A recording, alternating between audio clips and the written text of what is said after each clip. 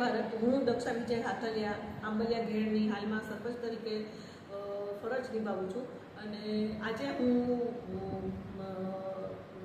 જૂનાગઢ વિકાસ અધિકારી ડીડીઓ સાહેબ પાસે ગઈ હતી જવાબ દેવા, પણ એમણે મારો કોઈ જવાબ સાંભળ્યો નહીં. એટલે મેં એને લિખિતમાં જવાબ આપી દીધો અને એમણે મને 28 તારીખ થઈ ગઈ એટલે મેં કીધું કે ભાઈ હું આવી શકું એમ નથી. તો એમણે મને કોઈ જવાબ આપ્યો નહીં ને એટલા માટે પછી મને એવો વિચાર થયો કે આ લોકો મારું કંઈ વાત એઝ અ મહિલાએ મારા ઘણા પ્રોબ્લેમ એ લોકો સાંભળ્યા નહીં. એ બદલ પછી મેં છેલ્લે વિચાર કર્યો કે હવે હું રાજીનામું આપી દઉં. એટલે મેં એક નકલ ત્યાં આપી તો એમણે કીધું કે રાજીનામું તમે અહીંયા ન દઈ શકો. એટલે મેં કીધું કે ક્યાં દેવાનું હોય, તો એમણે કીધું કે તમે તાલુકામાં જઈને દો.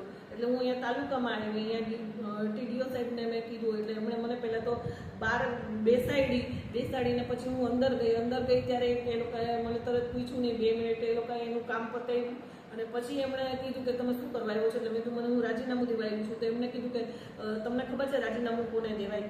એટલે મેં કીધું સાહેબ મને નથી ખબર ને આની કોઈ ટ્રેનિંગ નથી હોતી. તો એમણે કીધું કે આ મને દેવાનું થતું નથી. એટલે પછી અમે ત્યાંથી બહાર નીકળ્યા અને પછી અમે રજિસ્ટરમાં જઈને અમે અમારું રાજીનામું આપ્યું છે. તો હું આ લોકોથી હવે કંટાળી ગઈ છું. એઝ અ મહિલા મારું સ્વમાન બહુ ઘવાયું છે અને હવે મારાથી સહન નથી થતું. હું હવે મજાકનું પાત્ર બધે બની ગઈ છું. અને મારી એક મુખ્યમંત્રીશ્રીને પણ એક આવેદન છે કે તમે જે એક કહો છો કે મહિલા સશક્તિકરણ ને મહિલાને આગળ વધારો, તો હું એજ્યુકેટેડ છું, ભણેલી છું, સક્ષમ છું આ બધામાં. તો એ જો આ લોકો મને આટલું હેરાન કરે છે ને આજે મારે વિવશ થઈને રાજીનામું દેવું પડે છે ને મારા ગામના વિકાસ કામો અટકા છે, તો મારું કહેવાનું છે કે જો આજ પછી છે ને કોઈ બીજી મહિલા છે ને સરપંચ બનતા 10 વાર વિચાર કરશે અને ડરશે કે આ તંત્રવાળા જો મને આટલી હેરાન કરી શકે તો જે ગામડાની સ્ત્રી હશે એની તો આ લોકો શું હાલત કરશે.